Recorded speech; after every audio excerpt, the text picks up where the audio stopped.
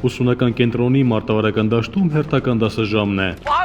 Կրտսեր հրամանատարների պատրաստության պարապմունքներին ներգրաված զինվորները, հետևելով հրանգիչների խորհուրդներին, յուրացնում են մարտավարական արգելագոտին ճիշտ եւ հնարավորինս արագ հաղթահարելու հնարքներն ու հմտությունները։ Արդեն ամիս եւ մի քանի օր ավել ծառայության մեջ եմ։ Տպավորությունները շատ դրական են, կատարում ենք վարժություններ, լուծում ենք խնդիրներ,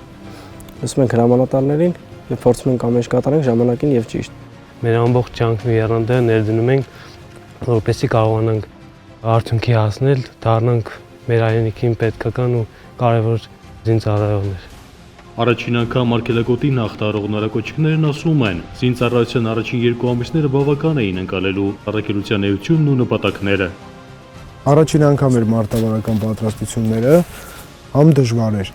համ հաճելի էր, համ էլ լիքը բան սովորեցինք։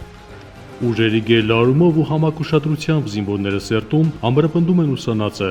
Հայրենիքի պաշտպանի համազգեստն ու առաքելությունը կրող զինվորին հարկ չկա պարզաբանելու զենքին եւ ռազմական գործին գերազանց տիրապետելու անհրաժեշտությունը։ Մեր միակ նպատակը մեր հայրենիքին, մեր երկրին ծառայելն է, մեր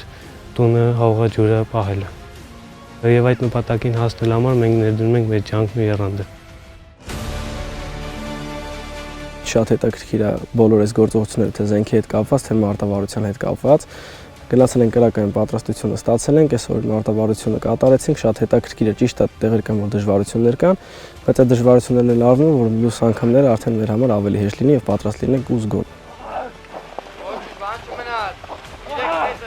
Ես ստանում եմ սրանից հաջող կոնկրետ այս գործողությունները կատարելու, որովհետեւ գիտակցում եմ, որ ինձ հնարավոր է կյանքում էլ թե առօրյայում, թե այստեղ ծառայության ընթացքում շատ պետք է գալու։ Ապագա սերժանտները նկատում են, թե պատրաստության ծրագրի ավարտին դեռ 4 ամիս կա, այդուհանդերձ իրենք արդեն իսկ իրենց առջև խնդիր են դրել լավագույնս հանդես գալու ավարտական քննություններին։ Կա ձգտում բարելավելու, ավելի լավ կատարելու առաջադրանքները, հրամանատարների հրամանները, որպեսզի վերջում լավ արդյունք ստանանք ու մեր հաջորդ զորամասերում ավելի լավ ծառայենք։ Առհասարակ, խոսելով թե ուսումնական գործընթացի եւ թե առաջիկա ծառայության հանդեպ արկա տրամադրվածության մասին, տղաներն ասում են, պատրաստական են իրենց ծառայությամբ նպաստելու բանակի մարտական պատրաստության շարունակական զարգացմանը։